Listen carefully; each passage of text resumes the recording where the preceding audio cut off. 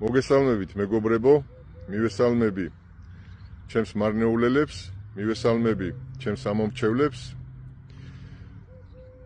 მაქვს რამოდენიმე კარგი ინფორმაცია და მინდა რომ გაგაცნოთ. მოგეხსენებათ ჩვენს მუნიციპალიტეტში, განსაკუთრებით ქალაქში საგზაო ინფრასტრუქტურა გამოსულია წყობიდან. რადგან ჩვენთვის მარნეულელებისთვის მიმდინარეობს საუკუნის პროექტი წყალარინების და წყალგაყვანილობის სისტემის მშენებლობა.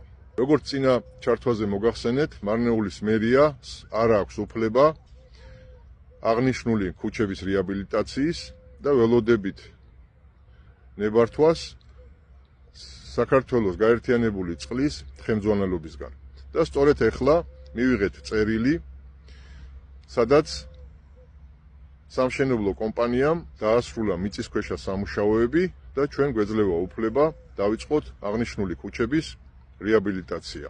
ჩვენ არც ერთი დღე არ გვაქვს დასაკარგი ფორსმაჟორულ სიტუაციაში მარნეულის მერიის ინფრასტრუქტურის სამსახურმა და არქიტექტურის სამსახურმა დაიწყო აღნიშნული ქუჩების პროექტირება. სულ რამოდენიმე დღეში, ახლო მომავალში დასრულდება ქუჩების პროექტირება და გამოცხადდება ტენდერი. ტენდერში გამარჯვებული კომპანია შემდეგ დაიწყებს ახლა ჩემს მიერ ჩამოთვლილი ქუჩების რეაბილიტაციას.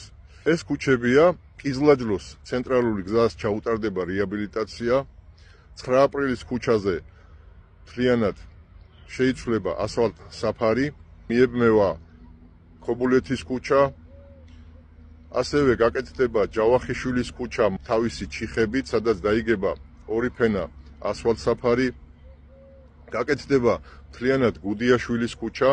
სხვათა შორის რამოდენიმე დღის წინ შევხვდი მოსახლეობას და მათ დავპირდი, რომ აღნიშნული ქუჩა, რომელიც დღესდღეობით ყველაზე დაზარალებულია, რადგან ყველაზე მეტად იქ მიმდინარეობდა სამუშაოები, საკვანძო სამუშაოები მიწისქვეშა და ამისთვის ძალიან დიდი ბოდიში მოუხადე მოსახლეობას და დავპირდი, რომ სულ მოკლე ხანში აღნიშნული ქუჩა იქნება ყველაზე პრესტიჟული და ყველაზე ეკოლოგიურად სუფთა.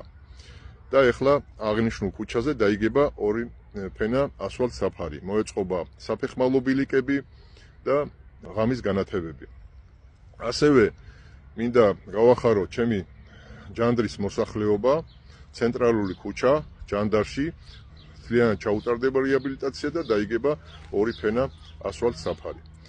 მარნეულის მუნიციპალიტეტში ძალიან ბევრი ინფრასტრუქტურის პროექტები მიმდინარეობს და ბევრი არის დაგეგმილი, მაგრამ